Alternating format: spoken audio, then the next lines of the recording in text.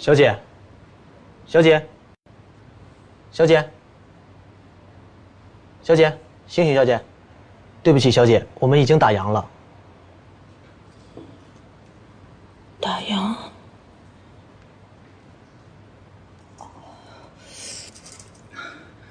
现在几点了？已经11点了。11点。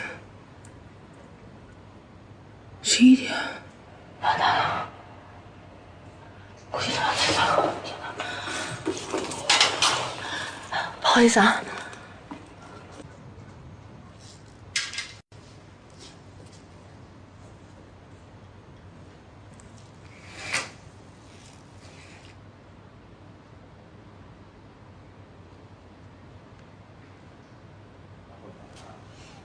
才回来啊？啊，对呀，我之前不是跟你说过了吗？我去跟一个朋友见面，一不小心就聊晚了。下次早点儿，赶紧洗澡睡觉吧。好的，那个你赶快睡吧，不用等我。